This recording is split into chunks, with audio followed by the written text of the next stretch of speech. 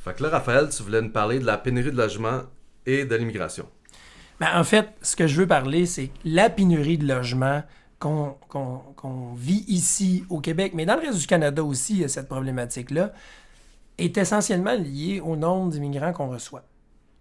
Je suis pas contre l'immigration, au contraire, on en a besoin. Le problème, c'est que actuellement, au fédéral, avec le gouvernement Trudeau, il y a une idéologie qui s'apprend plus pour combler les besoins de main-d'œuvre. Mais ces gens-là consomment.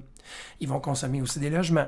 Et donc, si on ne construit pas assez de logements, nécessairement, ça pousse les prix à la hausse. Mais on n'a pas un maximum de 50 000 ici au Québec?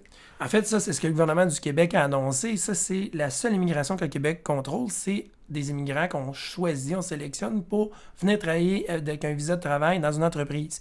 Mais ça inclut pas les 50 000, tous les étudiants qui viennent étrangers. Ça n'inclut pas tous les réfugiés qu'on accueille. Ça n'inclut pas tous ceux qui demandent l'asile à l'aéroport. Et les deux principaux aéroports, mais le plus occupé depuis qu'on a fermé le chemin Roxham, c'est Montréal.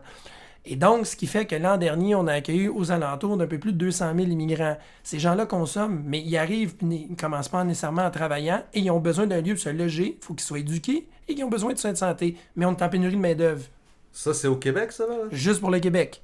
Wow. Donc, la réalité fait que si le gouvernement du Québec ne pousse pas le fédéral dans ses derniers retranchements parce qu'il ne veut pas donner les pleins pouvoirs, ben on court vers une continuation et de la pénurie de logements, mais pas rien que de ça. Du manque de classes pour accueillir ces jeunes-là, pour les franciser, les classes d'accueil, parce qu'il manque de personnel. Du manque de personnel pour les soigner. Fait que c'est pas leur rendre un service d'accueillir autant de gens en n'ayant pas les capacités pour les recevoir. Fait que autant pour la population locale que pour les nouveaux arrivants, c'est problématique le nombre. Et je dis bien le nombre, c'est pas les origines, ce n'est pas le problématique, c'est pas l'origine des gens, c'est la quantité qui nous cause cette problématique-là en grande partie.